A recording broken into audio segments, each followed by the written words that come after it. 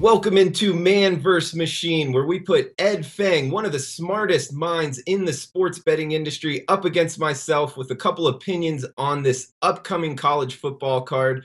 Ed, with the degree from Rice and PhD from Stanford, welcome into the show, bud. Excited to break these games down with you.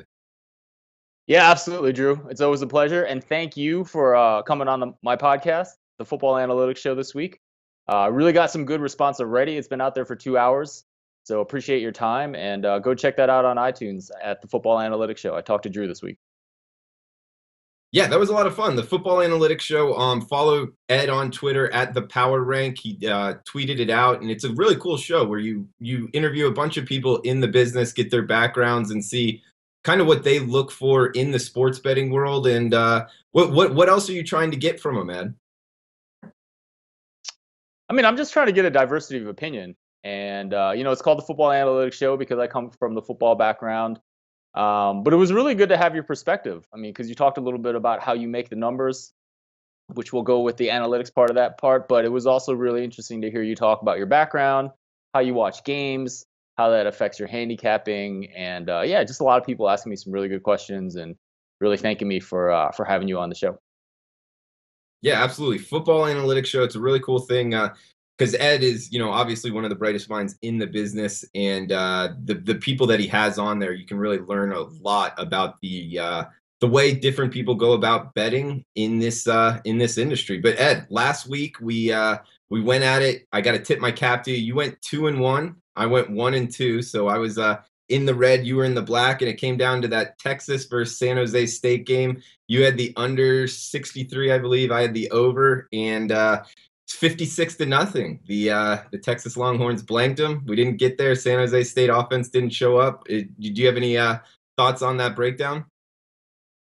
Yeah, well, first of all, I love the boldness with which you took that game last week. So I really enjoyed that part of the show.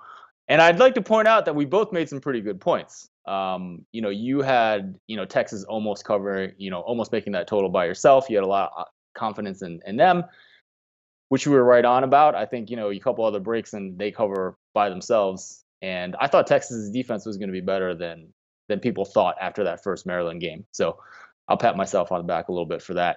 I think we both made some pretty good points there. So I'm not really worried about that. And I actually look back at the numbers on the one we lost, Hawaii at UCLA. We could have won that game too. Hawaii went, I think, 0 for 4 on fourth downs. So they could have definitely scored more points in that game. Yeah, we both took the loss on that. It seemed like Hawaii was really moving the ball over 300 yards on the ground, if I remember correctly. So yeah, bringing absolutely. that. They did not score as many points as their yards and their yards per play would have suggested they should have. Yeah, so in your model, does that make them more of a bet on going forward because the market may not be onto it like you would? Hopefully, that's something that we'll get into, I think, in one of our games today, with the Baylor at Duke. But yes, for sure, I think Hawaii's offense performed better than it looked like on the scoreboard. And you can also take the alternative of that and say, well, maybe we don't have as much faith in that UCLA defense as the scoreboard indicated. Yeah, absolutely. I kind of like that Memphis side in the over. But let's get into today's games. At 141, 142, Baylor making the trip to Duke. Looks like we got about minus 14 across the board. If you do like Baylor, we can give you plus 14.5 at Bovada. And it looks like the total is touching 60. We got a 59.5 right now at UWager. How are you looking to bet this game, Ed? Well, I mean, I think if we would have had this game at the first week of the season, I think it's maybe a pick'em game, maybe Baylor even a favorite. But things have obviously shifted in two games. Baylor has lost to an FCS school as well as UTSA last week, and Duke had a pretty definitive victory over Northwestern last week. I think that's a very small sample size, and I always look for these types of games where you see lines moving possibly by 2 touchdowns because of 2 games. I don't think either of these teams are very good. I don't think either of them are close to probably neither are top 40 teams, but I also do not think Baylor is a bottom 25 team, which is essentially what making them a 14-point dog is saying. You think they're a bottom 25 team, which I don't. Matt Rule took over this year, and it's just one of these where I really don't like either team, but I do like the number, and I do like taking the points just because it's 14. Okay. So it sounds like the machine, Ed Feng, is on the Baylor Bears plus 14. We can give you plus 14 and a half because at the SBR odd screen, we're showing that at Bovada. And I'll take the other side. Out of all the games we're talking about, this is probably my least confident. Although, hey, it's going on the record board, and I will bet it. We'll go Duke minus the 14. It looks like that's pretty much across the board. And really, I would just kind of take the approach. Matt Rule was talking about the game versus the FCS team, I believe Liberty, and saying how they were outmatched physical standpoint in the football game. So up front against the FCS team, having a tough time with contact that way. I don't think that bodes well. That's not something you can kind of like fix overnight or in a week's preparation. That's more, in the off season and the recruited talent up front. So going up against an ACC foe, you touched on it. Duke may not be, a top echelon ACC team, but I just at home, David Cutcliffe, the offense, hopefully can move the ball pretty well against this Baylor defense. The way I would look at this is minus 14, and it sounds like you had plus 14 and a half for Baylor. Yeah, absolutely. I mean, my numbers would make Duke about a 3.6 point favorite. So, my numbers are not reacting as much to these first two games as the markets are. All right, so there we got it. We got another one here, 175, 176.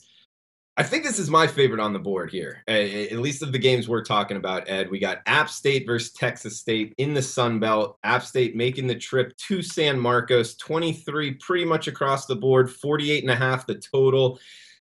Don't tell me you're going to fade App State, Ed. Don't do it, man.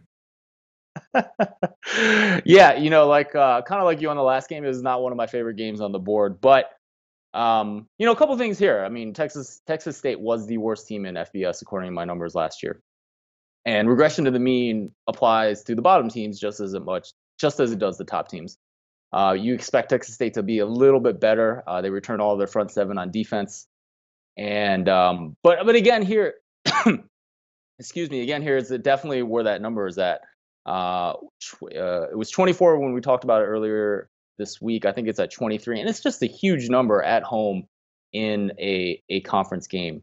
And another reason I don't like App State to cover, I think App State wins and wins definitively, but App State tends to be play at a little slower pace, tends to run the ball a little bit more, and that's another factor I feel that will make it difficult for them to cover this big number on the road in conference. Okay, well, I mean, when you bring up the slower pace, that does scare me. And also, anytime you're laying over 3 touchdowns in the same conference, it's definitely, not a for sure bet. Not that any bet is, but I will say one thing that I like about Appalachian State is Scatterfield, the coach. I've watched this team multiple years in and out, and they don't have letdown games, Ed. So when they go on the road to a lesser opponent, it's not like this team doesn't show up. If they lose, it's usually to, an Arkansas State of the world or to a higher echelon, caliber team like the SEC teams or something like that. It's not usually to a lower Sun Belt team. They usually come to play. They have good quarterback play by Taylor Lamb. And the athlete-wise, it's going to be all on App State's team.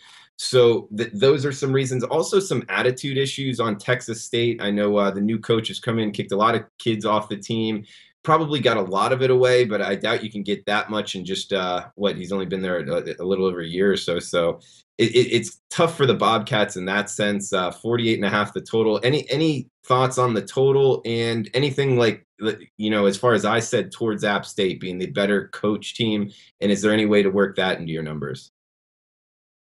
I mean, the better coaching certainly works my way into the numbers. I mean, I think App State is definitely the better team. My numbers do make this about a 15-point predict App State for about a 15-point win. Remember, this is on the road in conference. And, from my perspective, I'm just looking at it's you're going on the road in conference. But yeah, the coaching is definitely reflected in the number. Okay. No, that makes sense. And we got another one here in the Sun Belt. We got Troy, New Mexico State. Game number 197, 198. Open -5.5. Now it's touching -7, so a full touchdown at some shops. You can shop around to get 6.5. We got 62.5 to 63, pretty much the consensus total. Guessing you're going with the Troy Trojans here, Ed. I'm going with the Troy Trojans. Yeah, I like this team, and I think this line's a little bit off because New Mexico State won a rivalry game last week with New Mexico. Didn't look too awful against Arizona State. But the thing I look at here is that Troy has a better defense, has a significantly better defense than either Arizona State or New Mexico. And I think that's the difference in this game. I think they're able to slow down a good New Mexico State offense. And I think my numbers have Troy by about 10.5, and even on the road. And I think I think they'll be able to cover those points. And what about this total, 62.5, 63? What are your numbers saying about that? Yeah, I think they point slightly to the under. And again, it's just the strength of this Troy defense. Remember, I mean, this is the unit that went into Clemson and held down Deshaun Watson last year. And that was probably a situation in which they played one of their better games and Clemson played one of their worst games. But they were able to get it done against an offense that later was able to put points up against Alabama. That's still, obviously I weight things from last season much less than things from this season, but that's still something you need to consider about this unit. They bring a lot of, especially that defensive line, they bring a lot of guys back from that unit that went into Death Valley last year. No, you bring up a great point. And Troy has tended to be an under team, mainly because, like, pace-wise, you think of Troy throwing the ball around with Brandon Silvers, but they don't run that much pace. And like you said, their defensive front is really strong. I've noticed that they put pretty damn good pressure on the opposing quarterback. So it makes sense that your numbers say that, Ed. Yeah, what do you think about the game?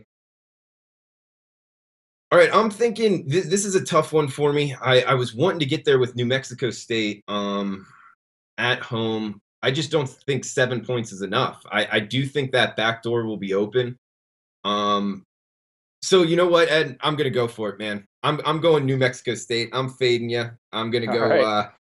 New Mexico State +7. Can get it at Intertops, Heritage, Bovada, Bet Online. I'll go with that. You got 6.5 at Just Bet.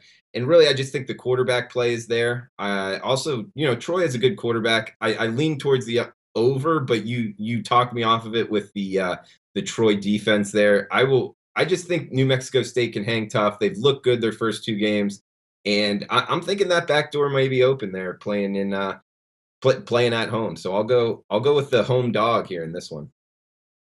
All right, that sounds good. Yeah, I mean, the altitude is definitely something that I thought about in terms of this game. Troy's a sea level. I think they're a sea level team, but they're going up way high in New Mexico. So that is a factor to be considered. Absolutely, man. So we're disagreeing on all 3 this week for the first time.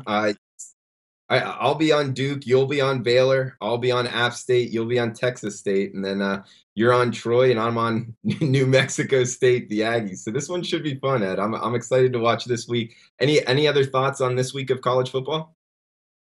Yeah, absolutely. I mean, I just just on the fact that we're disagreeing so much, we did not.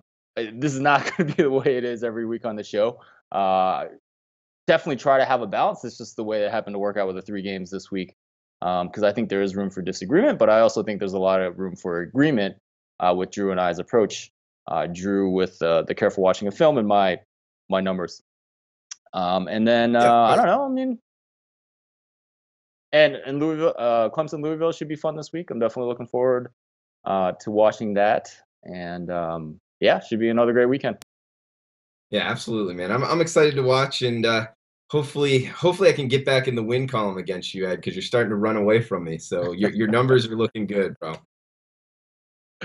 I hope so, and I mean, I definitely respect all your insights, and that's why I like doing this show. All right, man. Well, guys, we'll be back next Wednesday. The show should be posted by Thursday morning. So this is Man vs. Machine, and we'll talk to you next week. Thanks for tuning in. Hey guys, thanks for tuning in to our channel. Now we've put a lot of work into producing all these free videos, so please help us out and keep all our content free for you forever by simply liking, sharing, commenting, and subscribing. Now, not to mention, a visit to our industry-leading website will warm the hearts of all our SBR employees, especially myself. Now, the links are over there to the left, so do check those out. Thanks for watching.